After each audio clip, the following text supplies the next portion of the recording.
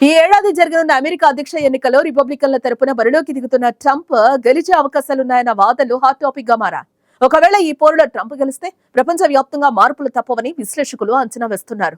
అదే సమయంలో తనకు 2 లక్ష్యాలున్నాయని, వాటి కోసం నియంత అవుతానని ట్రంప్ అనడం కాకరేపుతోంది.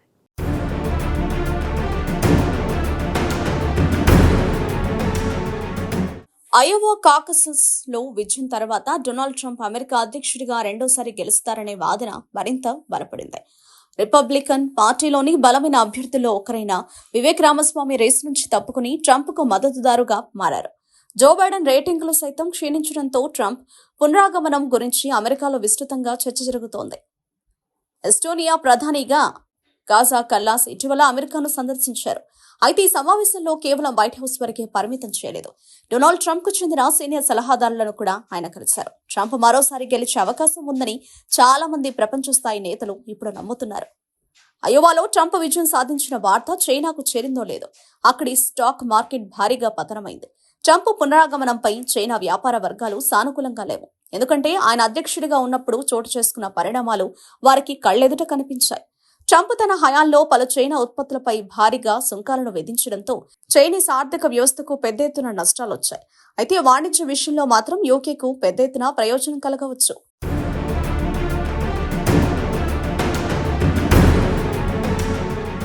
యుఎస్ యూకే స్వేచ్ఛ వాణిజ్య ఒప్పందంపై బైడెన్ అంతగా ఆసక్తి చూపలేదు. అయితే అమెరికాపై ఎక్కువగా ఆధారపడినందుకు ఐరోపాలోని యుఎస్ మిత్ర దేశాలపై ట్రంప్ తీవ్ర స్థాయిలో విరుచుకుపడ్డారు. ట్రంప్ వైట్ హౌస్ ను వేడిన ఏడాది తర్వాత రష్యా ఉక్రెయిన్ యుద్ధం జరగకుంటే నాటో గ్రూప్ దాదాపుగా చనిపోయేదే. వాతావరణ మార్పు, వాణిజ్యం, భద్రతతో సహా అనేక సమస్యలపై ట్రంప్తో పనులు చక్కబెట్టుకోవడంలో యూరోపియన్ నేతలు ఎంతో కష్టపడాల్సి వచ్చింది. ట్రంప్ కనుక మరోసారి అధ్యక్ష పగ్గాలు అందుకుంటే మాత్రం యూరోపియన్ నేతలకు మరోసారి కష్టాలు తప్పకపోవచ్చు. ఈ ప్రాంతంలో ఇజ్రాయెల్కు స్వేచ్ఛ హస్తాన్ని అందించేందుకు ట్రంప్ సుముఖంగా ఉండడంతో హమాస్తో యుద్ధం తారాస్థాయికి చేరే అవకాశం ఉంది. ఇజ్రాయెల్కు ట్రంప్ స్వతహాగానే మిత్రుడు. ఆయన అధ్యక్షుడిగా ఉన్నప్పుడు ఇజ్రాయెల్తో మంచి సంబంధాలే నెలకొల్పారు.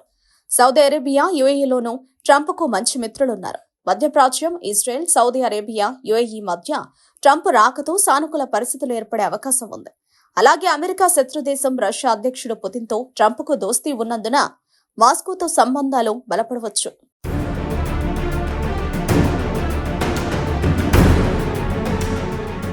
ట్రంప్ తన హయాంలో సాధించిన పెద్ద విజయం ప్రపంచాన్ని అనేక ప్రధాన యుద్ధాల నుంచి దూరంగా ఉంచడమేనని విశ్లేషకులు చెబుతారు. పుతిన్ను విశ్వాసంలోకి తీసుకోవడం ద్వారా రష్యా ఉక్రెయిన్ యుద్ధానికి ట్రంప్ స్వస్తి పలికే అవకాశాలు లేకపోలేదు. ఇక భారతదేశం విషయానికి వస్తే ప్రధాని నరేంద్ర మోదీతో బంధం కారణంగా 2016 నుంచి 2020 మధ్య న్యూఢిల్లీ, వాషింగ్టన్ల మధ్య సుహృద్భావ వాతావరణం నెలకొంది. అయితే ఇరు దేశాల మధ్య వాణిజ్య సుంకాలపై ట్రంప్ అసంతృప్తితో ఉండడంతో ఈ సెక్టార్లో భారత్కు కొన్ని ఇబ్బందులు తప్పకపోవచ్చు. కానీ పెద్ద ఎత్తున రక్షణ కొనుగోళ్లు మంజూరు చేయడానికి సుముఖంగా ఉండడం భారత్కు అడ్వాంటేజ్ అని నిపుణులు అంచనా వేస్తున్నారు. అయితే అదే సమయంలో డొనాల్డ్ ట్రంప్ తాజాగా ఓ డెడ్లీ వార్నింగ్ ఇచ్చారు. ఒకవేళ మళ్లీ దేశాధ్యక్షుడిగా ఎన్నికైతే నియంత తరహాలో పాలించనున్నట్టు చెప్పారు. 2 లక్ష్యాల కోసం తాను నియంతగా మారనున్నట్లు ఆయన వెల్లడించారు. తనపై అక్రమ కేసులు బనాయించి విచారణ చేపడితే అప్పుడు అమెరికా స్తంభించిపోతుందన్నారు. తనను నియంతగా చిత్రీకరిస్తూ విపక్షాలు ఓట్లు రాబట్టుకోవాలని చూస్తున్నాయని ట్రంప్ అన్నారు.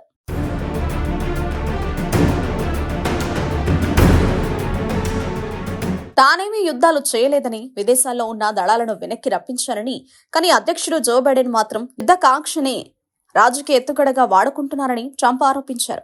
ట్రంప్కు రెండోసారి అధికారం ఇస్తే అమెరికా ప్రజాస్వామ్యం నాశనమవుతుందని ఇటీవల బైడెన్ పేర్కొన్నారు.